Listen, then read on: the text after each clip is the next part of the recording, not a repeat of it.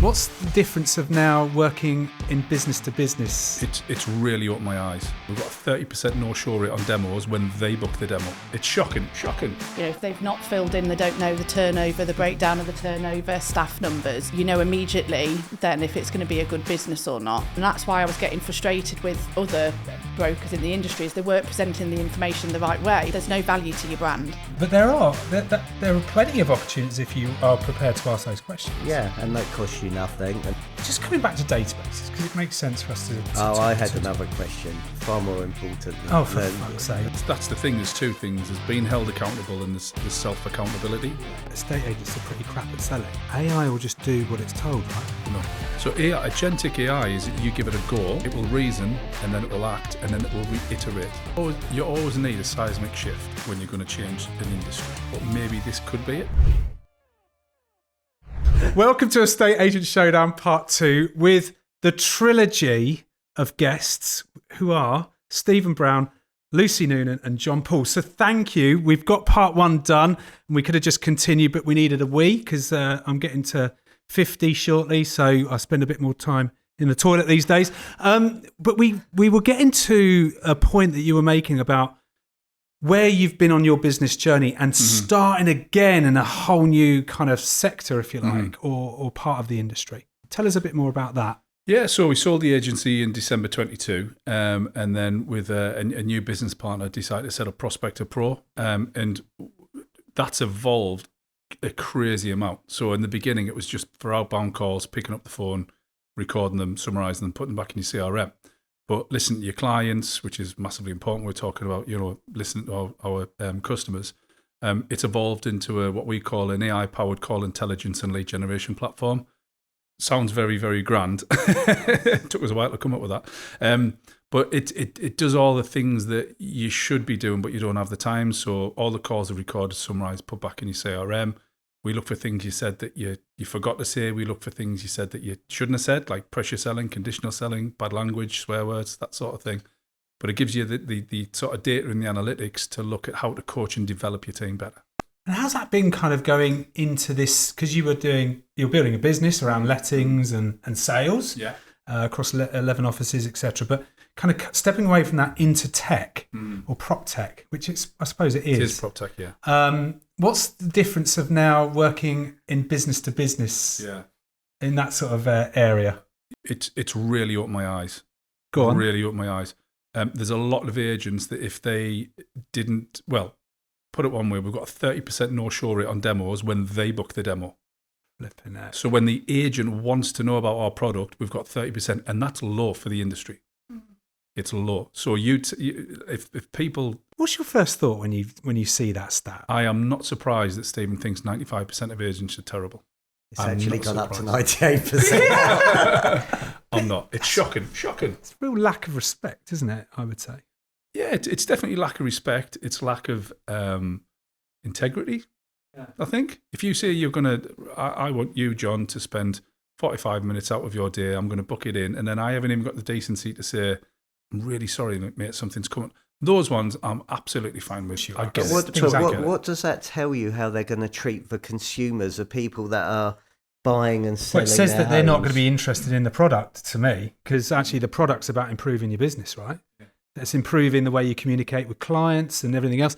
That's probably why they didn't show up, because they don't really give a shit in the nicest possible way. Yeah, but how you do the little things is how you do everything. If you can't even turn up for that. 100%. But it's been working business to business, so there's that element, because you kind of all do really work business to business now, though yours isn't necessarily tech.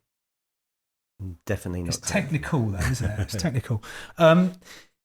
Do you really see a completely different side of it, and you understand why the agents are up against it and why they're perhaps not building the businesses that they set out to build from when they started? Yeah, 100%. They get into that hamster wheel mode and they forget about the things that matter and how to improve the team, and they kind of just focus on, right, let's do cheap fees, and they focus on the volume side of things instead of the quality side. But it all starts, and we've all said it, it's the people. It all starts with the culture in the business, and tech is there to amplify it. Yes, it will displace jobs. Yes, it will take over. But the core people that are left, but we've got a phrase: smarter tech, better people. train and develop your team and coach your team to be better, and you will get so much more out of them. When you just let them get on with it, and there you go, just we'll see you in a week. Hit the targets. I'm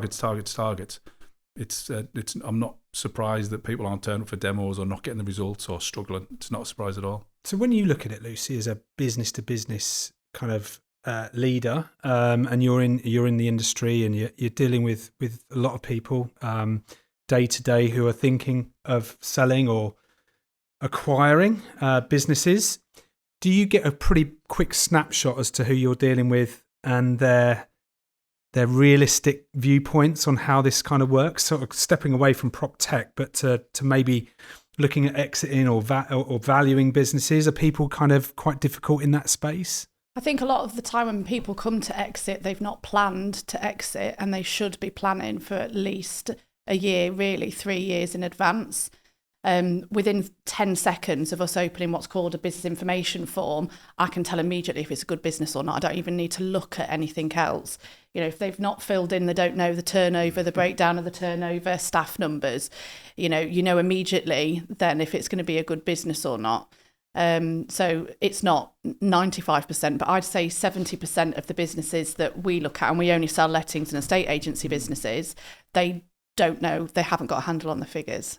So they'll say, so we have two pictures on our wall. One says circa and the other one says approx. And the amount of times I'll have on a form, I approximately turn over 500,000. Brilliant. Well, I'll approximately value your business at this. Like, what? You know, like, but genuinely, they don't know the turnover of their business. They don't know what they've turned over. They might know you're either an estate agent or a letting agent, I think. And I got told very early on in my career, it's a bit crude, but estate agency is like a one night stand and lettings is like a long-term relationship. And actually, if you look at it like that, but again, you're either an estate agent and you're focused on sales and they've fallen into lettings by default, or the same this other way. If you've been a letting agent first and you've become an estate agent, they tend to have more processes and systems because they're more methodical and they've followed a process. Whereas estate agents that have become letting agents, sometimes it's just we've had to do it because it's what's going to be the value in our business moving forward, but they've never really put the focus in. So for me, obviously, I was a buyer before I launched Atomic. So I'd always been on the other side, and I always thought that's quite useful to someone selling, though, isn't it? Yeah, well, I knew then what buyers need to see in terms of the information, and that's why I was getting frustrated with other brokers in the industry, is they weren't presenting the information the right way. But actually, now I'm on the other side, I can understand, because we've got a business at the moment like that we've been working for 3. We're ready to, but I cannot get all of the figures, and I'm like, I'm not launching it until we know exactly, because as soon as I put it to market, all the buyers are going to ask all of these questions, and if we can't answer them, we're going to reflect. Yeah. Not that, but I won't even be able to negotiate a good deal on your behalf. Or the deal changes. So I think for anyone that's watching as an estate agency of any business, the one thing is getting your figures in order and understanding, working with your accountant and understanding the breakdown of your financials. But going on to kind of the prop tech side, the amount of businesses that we see that have got so much tech in their business, but they don't know how to use it, so they're not using it. So we had one, and I'll give it as an example. There's one business at the moment that've got 3 CRM systems. They're paying for 3 because they like the estate agency in one, they like the property management in the other, and they like the front end lettings on another. So yes, okay, some people say there isn't one CRM system that does everything, but actually if you work with your suppliers, have you got that supplier to come in and train your team on that system? Have you made your team go on a webinar to understand what it happens? Do you know that there's plugins that can do client reconciliation, like, pay prop and all of these things? There are things out there that can systemize and make it better. And so it's like what Jean-Paul said, is they might actually have the tech, but they don't know how to use it, and they're not using it effectively. So they'll say, oh yeah, I've got this and I've got that and I've got this, but actually if you're not going to use it properly, then it's pointless. Is it because, did people not know the numbers because they start these businesses a little bit on a whim, and actually they kind of fall into it like a lot of self-employed people are doing? They're thinking that that it's a business when it's not really a business, if that makes sense. I mean that respectfully to anyone who's self-employed, but it is scary. I go in and look at businesses and start with, let's do a property MOT. So let's look at your numbers and where are you, how many sales do you need to make, what's your fall through rate, your conversion rate, etc., etc. And they look at me as if I'm an alien from outer space. Well, what do you mean?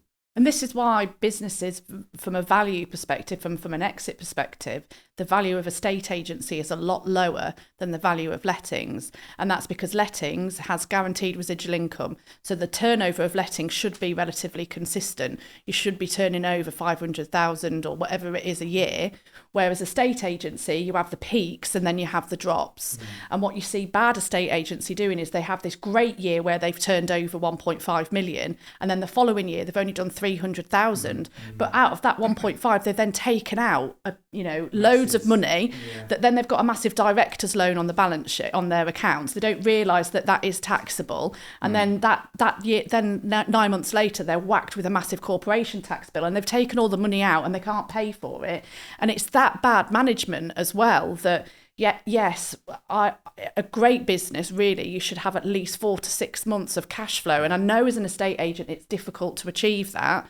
But in growth mode, when you get to that point, don't, just because you've had a great year, you don't know. Unfortunately, in estate agency, we don't know what's going to happen in the budget in November. We don't know what they're going to be doing. We might be going into a difficult period or we might not. But good, solid estate agency businesses that have had the longevity is they've kept a lot of the cash in the business to be able to go through those difficult periods, and we will have those. That's always, we've had the 2008, we've had the break, all of these different things. It's also actually more tax efficient to keep the cash in the business. So when Lucy does sell the business, you only pay 20% tax, or is it going up? It's staged or whatever it is. Yeah. The old entrepreneur's tax relief. Yeah. So it's actually just keep it in there. We bought a business, and I won't mention all the figures, but he had roughly about 2 years worth of annual costs. of costs in the business, and he took it out, and at the time it was 10%. He was like, "Oh, champion!" Yeah. So it's a more tax efficient way of this extracting. This is the language of business is numbers, right? So what we're sort of saying to you guys, if you're watching this and you are a business owner, is you need to know your numbers. You also need to know your exit. So have you got an end in mind? Is it 3 years? Is it 5 years? Is it 10 years? But are sales businesses able to build something valuable if there is a reoccurring revenue within it? Or is it just a misnomer? It's not going to happen. It is the pipeline of sales proceeding. It is the fees in the listings book and maybe a tiny bit of goodwill on the brand. Honestly, if I'd like to sit here and say it's different, there's no value to your brand. No, there isn't. And even if you're with the self-employed models as well, that's even made it harder and more challenging. Unless you've got 6 offices plus and you're market leader in those areas, then so the likes of Miles and Bar last year, Keaton's, they've been retained. Those brands have been like Sterling Ackroyd. Yes, there's a value to that brand. Keep the brand. There's consistent interest. Yeah. But if you've got 2-3 offices, and I have it all the time, well, we've been established for 30 years, we're market leader in the area, that's great. But unfortunately, there isn't a value to that brand. And it's not necessarily buyers that aren't interested in it, it's the funders. The funders do not like the cyclical nature of a estate agency. That's why, and our industry has massively changed over the last 5 years. We didn't have equity funding in our industry 5 years ago. And now we've got LRG, we've got Lomond, we've got Ameria. So that has helped to improve the overall value of businesses. But, Lomond, as an example, when I was there, we were owned by Lloyds Bank, basically, and it's now gone to an American funder. So it's the funders that are dictating the criteria, not necessarily the buyers. The buyers potentially will see value to it, but there's not a monetary value to it. And I think it is difficult for estate agents to appreciate that, because they'll go, well, we've been turning over £1 million every year in estate agency for the last 3 years. But when you come to exit, then actually it is only the value of your pipeline, which is why, again, if they are looking to structure in 5 years, so I'm preaching here now, but is try and create a separate limited company for letting, so you've got options, because then it's more tax efficient for you to then sell. as and retain a state agency. So perfect example is Preston and Baker up in Yorkshire. That's exactly what they did. They sold their lettings business, Smart Homes, Alexander May, all of these different businesses. They're selling their Qashqai of lettings because they predominantly were a state agency first. So they're now keeping a state agency, It's a lifestyle business. running it as a lifestyle business. And it's what they're passionate about, it's what they're good at, and then selling lettings. Just touching on lettings, I mean, did you do a bit of lettings? Yeah, it gave me sleepless nights. When I had nobody, I was doing all the paperwork, the tenancy agreements, organising the gas certificates, writing to get references. Yeah, and I think I did 40 lets in 1 month in August, and that was it. Oh, God. I remember. You definitely weren't compliant with 40 lets. I beg your pardon. But just coming back to lettings, because obviously, there's a lot of people talk about acquiring lettings. Is that the route, or is there still some kind of angle of building it organically? Because, the acquisition isn't as easy as maybe some might think. And I mean that with respect, because you're blending two very different cultures together. What's the best, I suppose the best route depends on the individual, but are there any other routes of growth in building a lettings and property management business?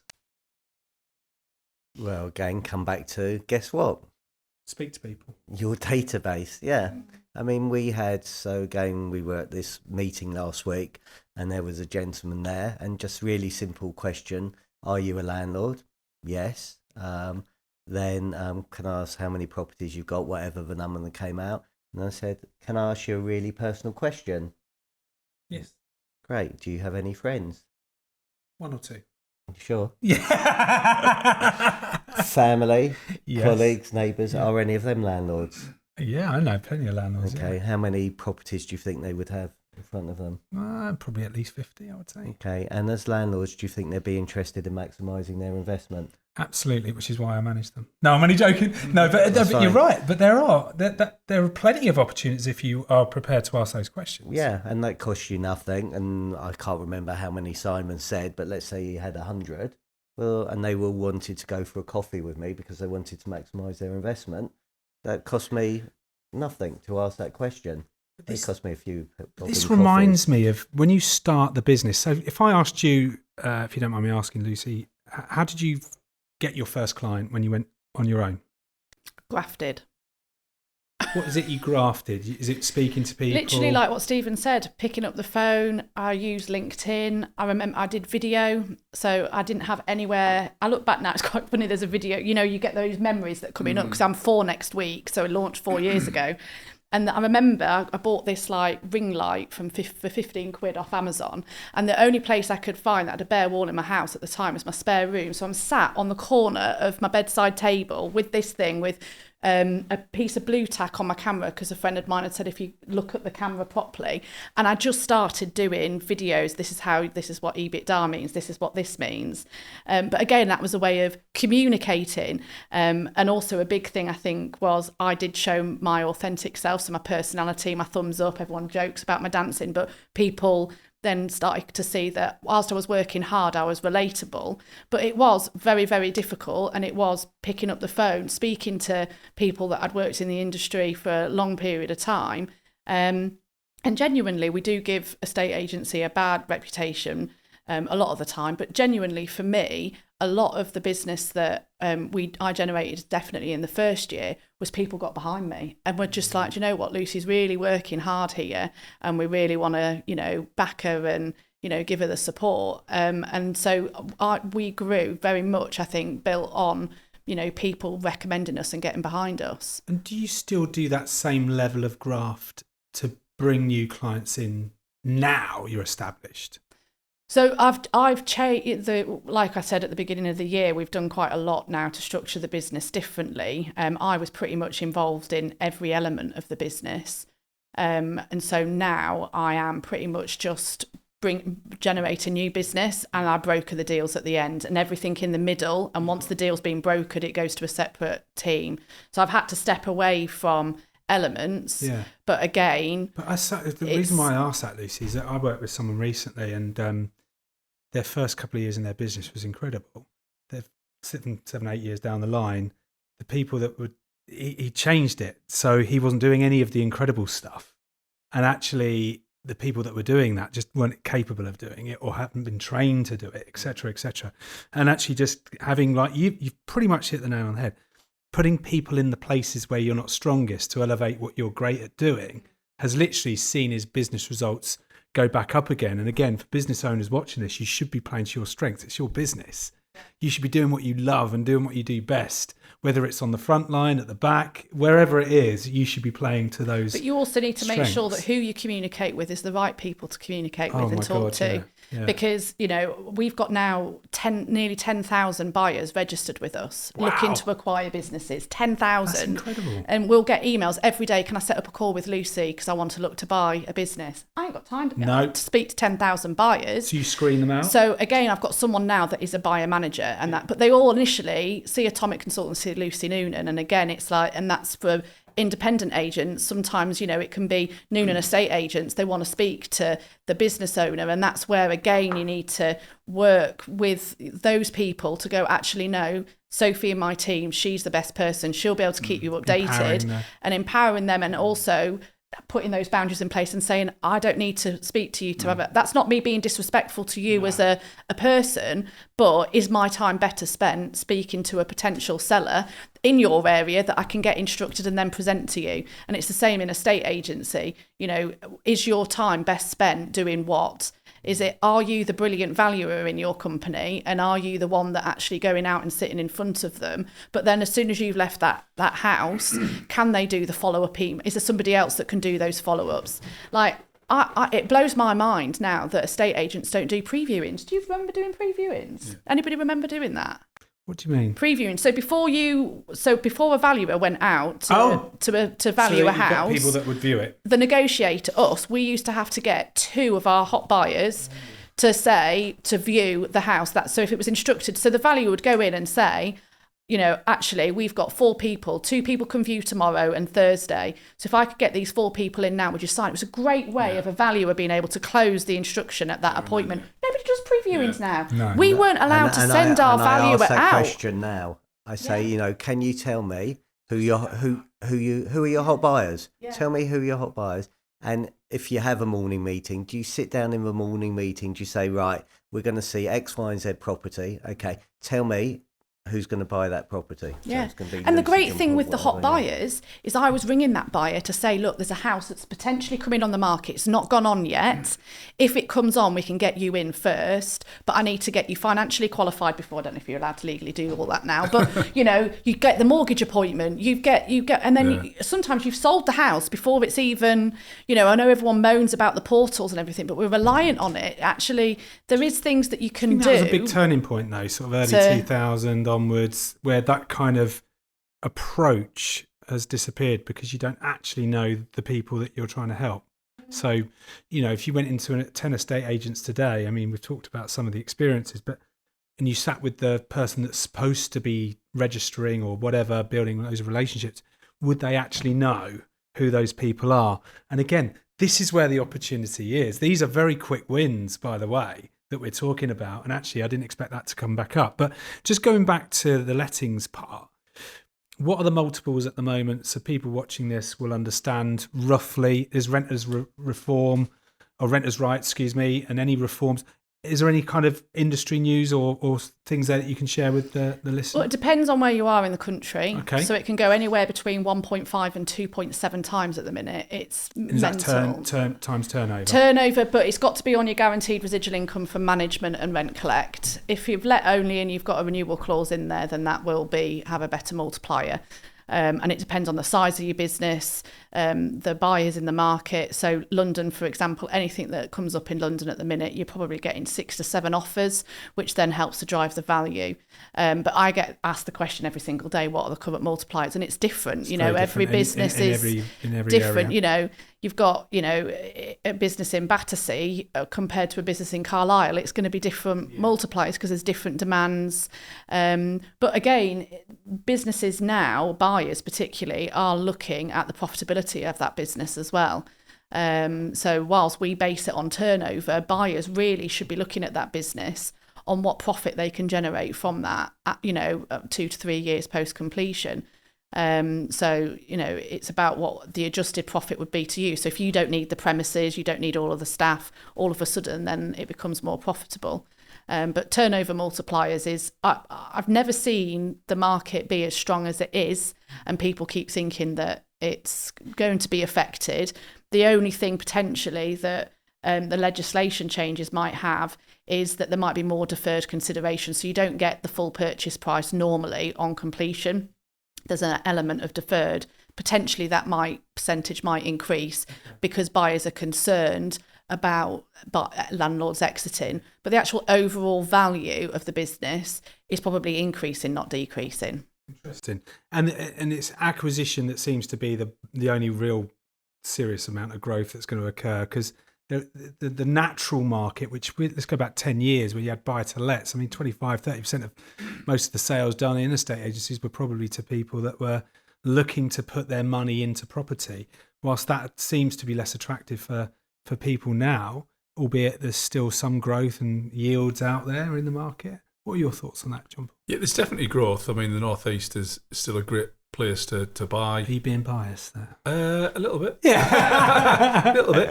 I mean, I've got a reasonable portfolio, and I've got friends who've got bigger portfolios than me all up and down the UK. And when we talk about yields, and they're talking about 3, 4, 5%, I'm like, bloody hell, that's a bit tight.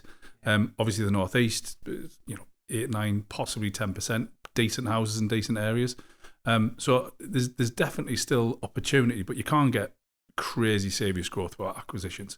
You've got to have a blended approach, I think. A blended approach, okay. And if you're an estate agency, you're running your business and you're thinking of how to build value within it, is actually, I suppose it's difficult you can't really buy through your own company because it looks bad, but should should agents running businesses be looking at their profits and actually thinking, I'm in the business, I know what a good deal looks like, even if it's through another agent. Should I be building valuable assets within the company and setting it up that way? Is that a good thing? I know we're talking about advice here, but we're recommending or not? Yeah, I mean, when we've gone to acquire businesses and they've got property within the business, they've had to go away and get it taken out of the business and get HMRC clearance. It's a flipping nightmare. Yeah.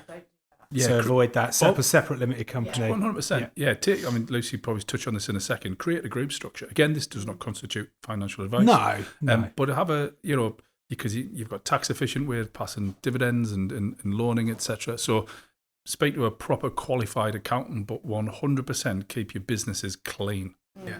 Easy clean to and get away. separate. Yeah. Okay. Well, that makes sense, because I think, if you look at the market for people running these estate agencies, and if they're having good months or good years, that money can very easily be spent and not invested. And what we're saying at the minute, aren't we, is that, guys, you need to be thinking about the next 3 years or the next 2 years, or running at least with 6 months in your pipeline of running costs.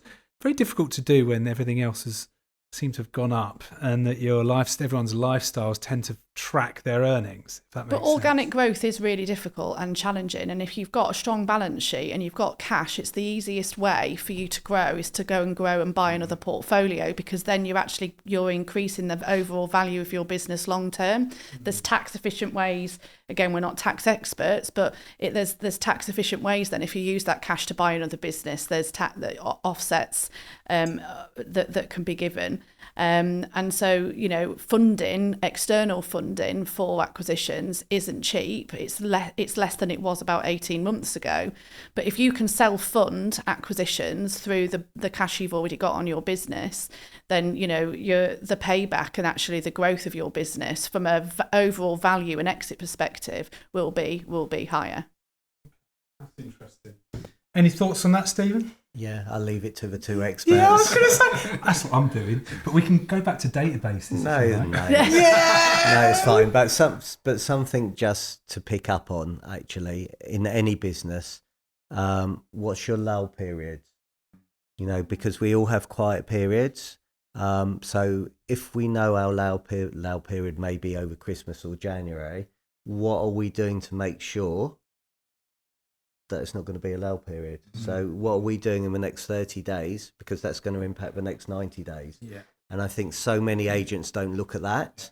They just, it is like feast or famine, or, our pipeline's absolutely amazing. We've got loads of properties to sell. And then guess what? They forget on the creating Well, opportunities. yeah, the pipeline goes down because Yeah. nothing's been put back in. And exactly. So I would, as a business owner, work out when your lull periods are and think about what do we need to do today if the lull period's in 3 months' time. Get it. And, you know, I know the end of the year at Green & Co, everybody would work really, really hard because our commissions were great.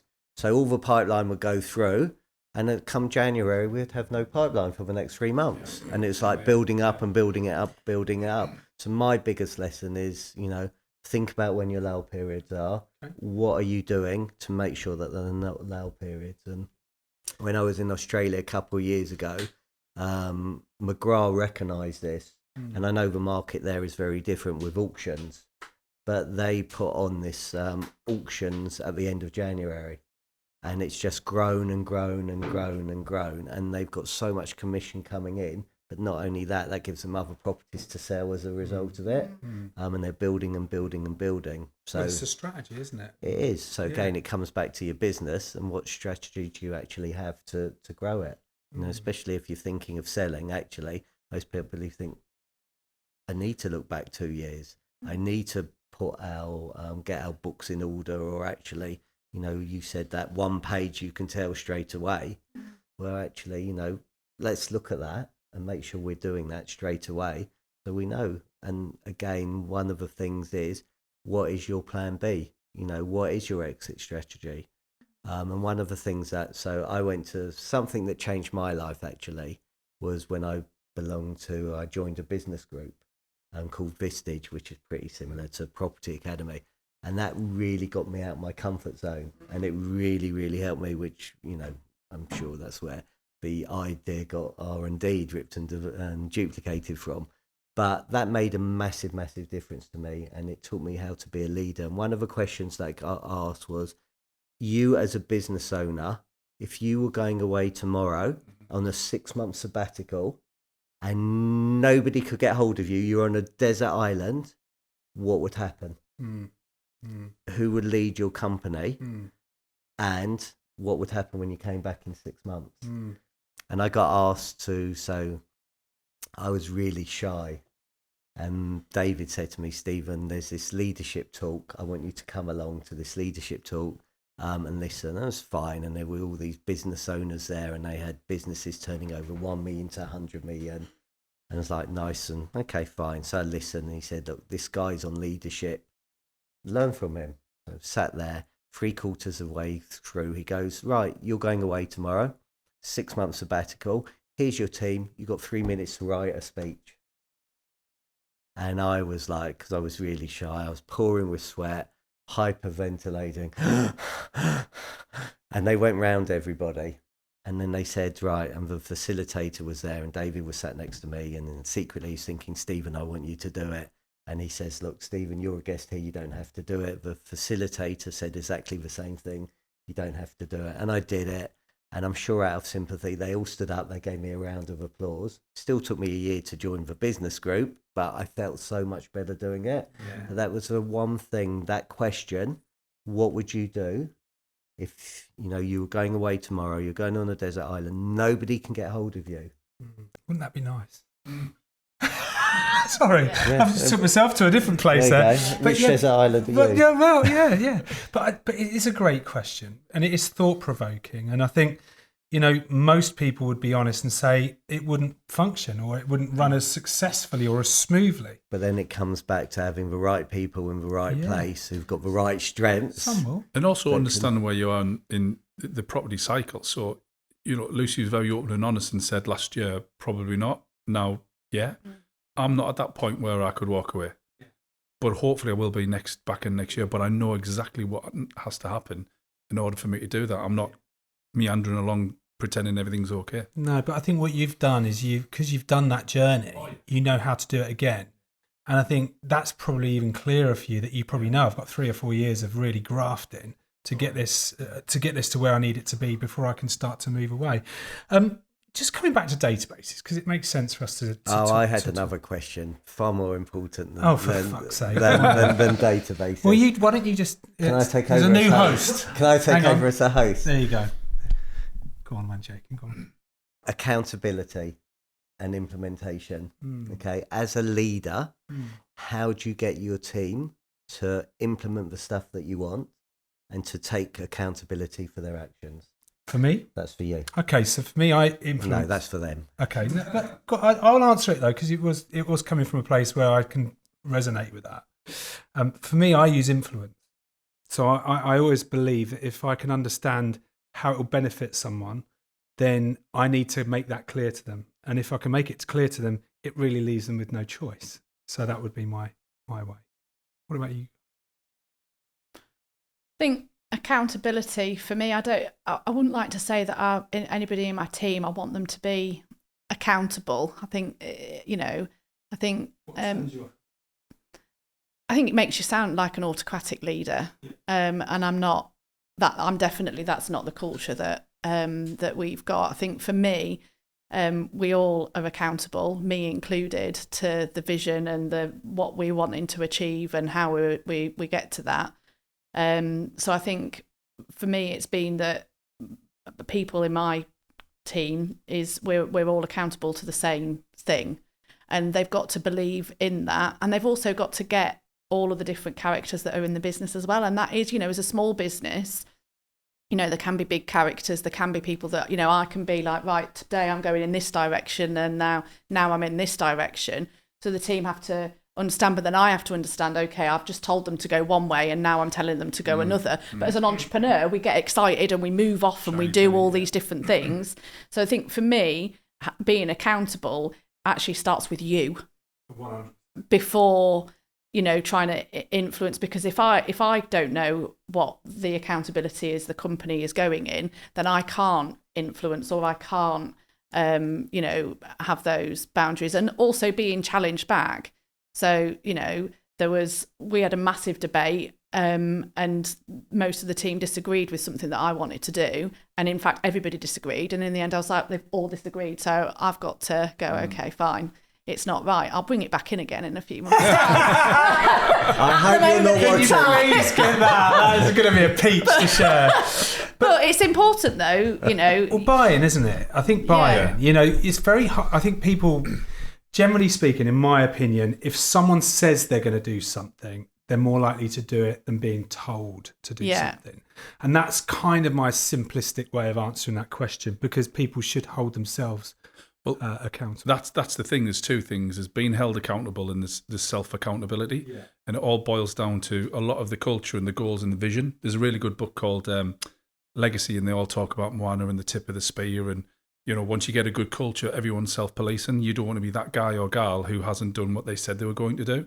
But auditing the business, there's not a lot of people actually look down and look at what we're meant to do and then have an auditing process. And I know it sounds very geeky and corporate, but it's one of the best things that allowed us in the agency to grow the way we did, was because we could weed out the things.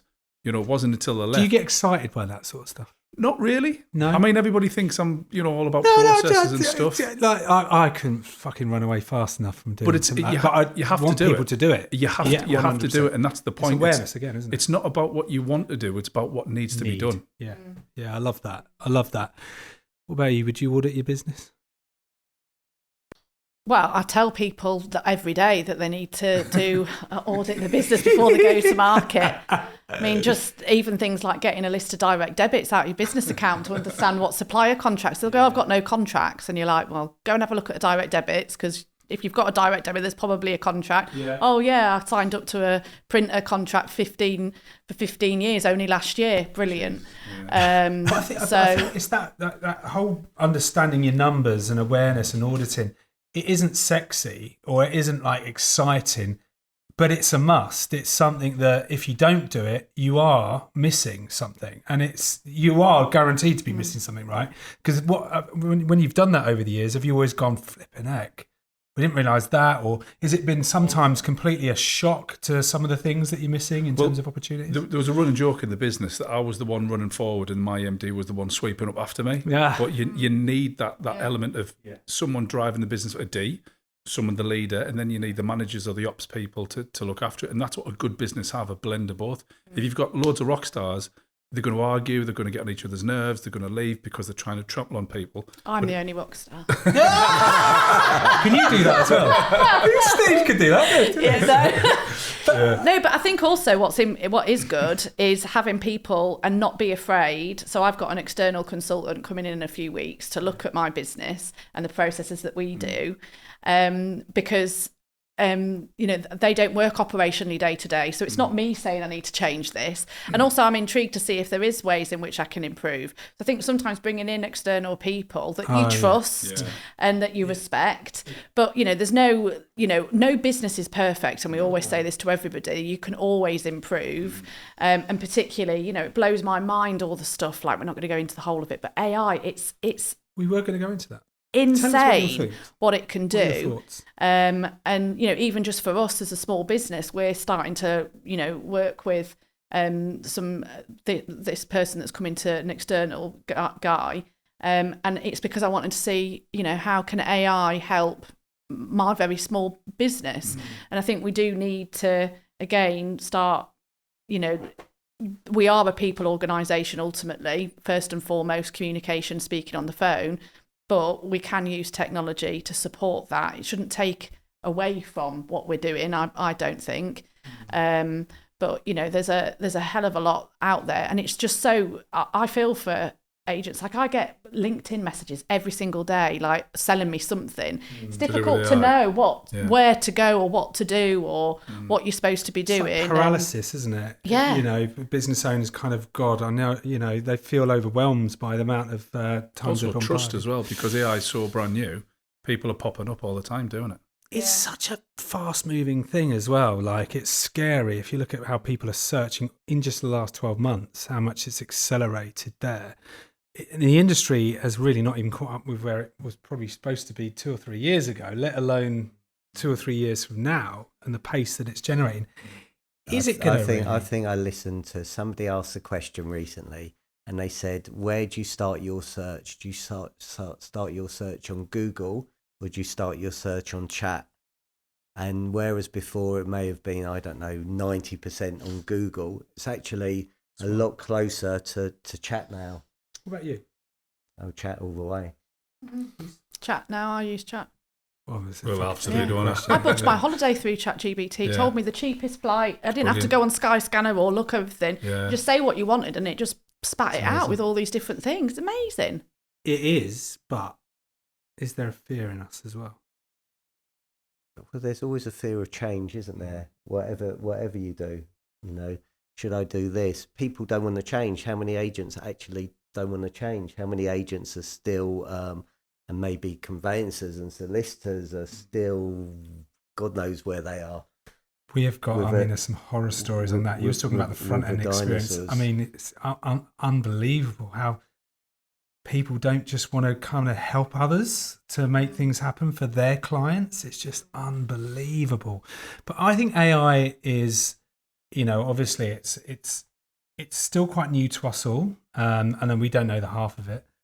I think there's a huge opportunity for businesses to actually use it for the various different systems and tools which it can speed up and allow you to be more human, I suppose.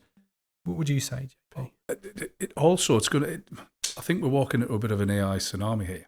I don't think people realise what this is going to do to the industry. No. So for starters, we're building this. This isn't tech. This isn't like some future thing that's happening. We're beta testing this next week where AI, agentic AI, will literally, it's effectively a robot. It's not a web chat where you ask it a question and it gives you a series of 1 out of 3 answers. It will have one of the most human realistic text message conversations with all your buyers. And it will ask them things like, how was your holiday? Because it'll read your notes. So if you use something that records and summarises your notes and puts it in, it'll literally, so if I phoned Lucy and said, "Oh, Lucy, can we sell your house? Just about to go on holiday, can you call me back in a month?" The AI, before it texts Lucy, will read that and say, "Hi, Lucy, last time you spoke, you're jumping on a plane. How was your holiday?" It'll personalise it where a human probably won't. Look, can we value your house? It's going to do it for landlords. It's going to clean up your applicant database. It's going to do all your compliance. It's going to answer all your Google and Trustpilot reviews. It's going to even negotiate your rent. It's going to do 70-80% of what a salesperson or a lettings agent will do. But just going back to the fact that we all said estate agents are pretty crap at selling. AI will just do what it's told, right? No? So agentic AI is that you give it a goal, and then it will Find a way. It will reason, and then it will act, and then it will reiterate.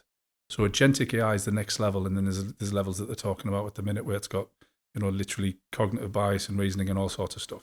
So you're right. The best people, effectively, if you've got a team of 6 people in the agency, if this kicked in tomorrow and it did everything it could do, you probably won't need 3 of them. So, but the good thing is, I think the 3 that you do need will absolutely crush it. Will smash it, take that saving, pay them better. You'll get more out of them, create a better culture. So is it about more making sure that your humanistic identity and your kind of this, because it is like we're in person today, and I've done Zooms and stuff over the years and Teams calls. I never get the same amount of enjoyment from that experience.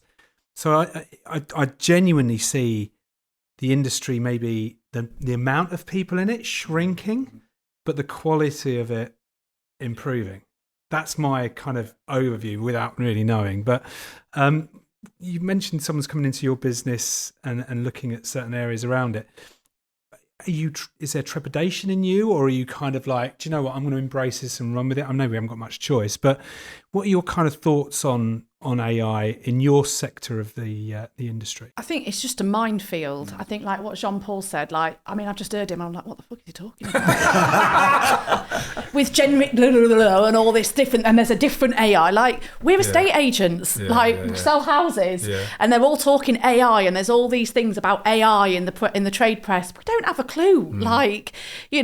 All we know is ChatGPT. Let's be honest. I bet everybody that's listening, most of them, 99.9% will go ChatGPT. Got it, yeah. But there's so much, and that's why I'm getting an external, because I don't know what can actually be an opportunity or what it can do.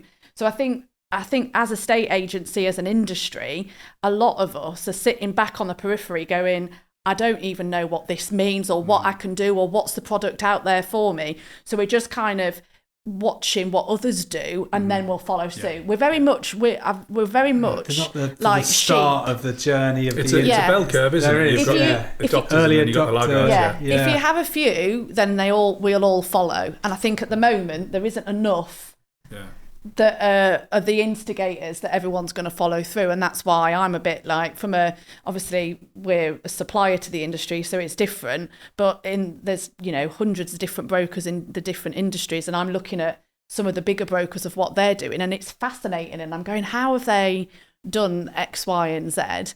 And then it's like, right, well, I need to bring someone in to have a look at it for me, but it will never replace the people in my team because customer and I appreciate the text and things like that, but the customer service and being able to have that personal contact, I think as us as an industry, that'll never go. Well, what it'll do is it'll allow Lucy to double, triple in size with the same amount of people in the team. Yeah. But it's in a minefield. It's exciting, but I don't think people are being left behind at the moment, because you can just start tomorrow. There's no massive I would actually, it's a bit scary. It's like, there's so many things. I mean, some of the things that it does is just, unbelievable. Record the calls, put all the calls in the notes, actually give you the sentiment. Are you asking the right questions? Are you asking the wrong questions? Where can you improve? So it's going to create loads more opportunities if you take the opportunities. We did a demo last week where, I got my CTO on the other line, and he was pretending to be a sales applicant. And I said, you want to interview 22 the Avenue, blah, blah, blah. As soon as I finished the call, it came up. You didn't ask, did you have a house to sell? Phone them back. And where are estate agents bad? Okay, writing notes and taking notes. And actually, if you've got the property ombudsman coming up against you for whatever reason, because you haven't done anything, nobody puts, end notes in there. And it's just, it most probably gives people so much time back to do actually the dollar productive activities, which are going to earn them the money. I think the issue we've got at the moment... Anyway. Which they don't do anyway. Because 95% of estate agents are. But do you think, though, that this is the sign of a new era of attracting better people to the industry? Because maybe 70% of the industry are just not good for it, if that makes sense. And I don't mean that being horrible, but what I'm on about is if someone can come in and they've got the motivation and the ability to be in the dollar productive area because they've got this tech around them and AI around them that just elevates them into those places where they can have those conversations. Can we finally see the industry improve in terms of the kind of agents that are in it? You always need a seismic shift when you're going to change an industry. And depends what that shift is, but maybe this could be it. This could attract more the younger generation who see the tech, who understand the tech. They might not understand AI. You know, are you on an AI company? I don't understand AI. I've got a really clever business partner that does all that sort of thinking for me. But I think it needs shaking up a little bit in a good way. Oh, it's a robot. Yeah. You can't make the teas or coffees, but he's good apart from that. But yeah, I think a good seismic shift. You probably say 50% love the industry, 50% are just, can't remember which one of you two said it, like a transient, just fell into it. Get rid of them, but get people who want to be in the industry. If you want to be in an industry or you want to be at a business, guess what's going to happen? Customer service. Do you feel like because there'll be the people that invest in this and they make it work and they attach it to their businesses, and then there's the rest that just go.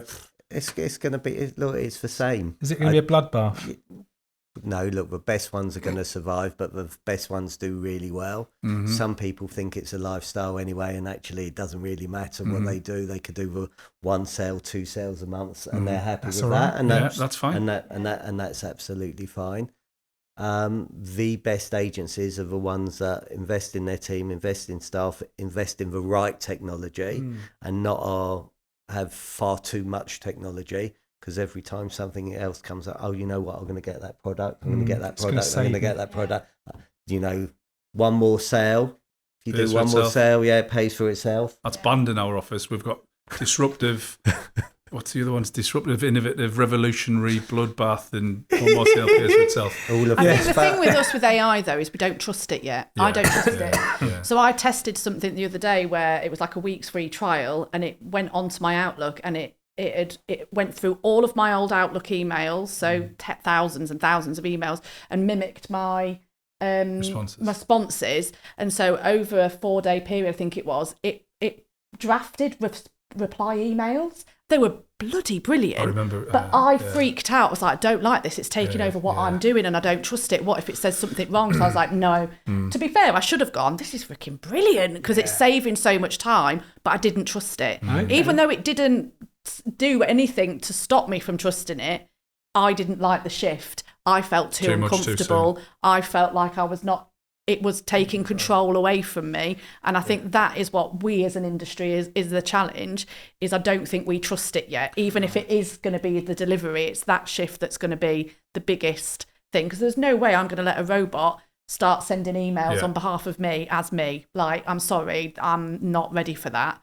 They just start doing your dancing. I know. I'm out. And your thumbs up. Yeah. That's it. You'd be everywhere. But I think it's an interesting time. I think you have to embrace change. I think we live in a change economy, right? Where things are constantly moving all the time.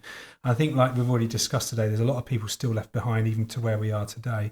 I just want to say thank you for joining us. It's been an absolute pleasure having you, all of you, the Trilogy. There you go, on the show today. So I hope you've enjoyed it. I hope you've took some really good nuggets and gold away from today's episode. Thank you, Lucy. Thanks, John Paul. Thanks, Stephen. Like, follow, subscribe. Anything else?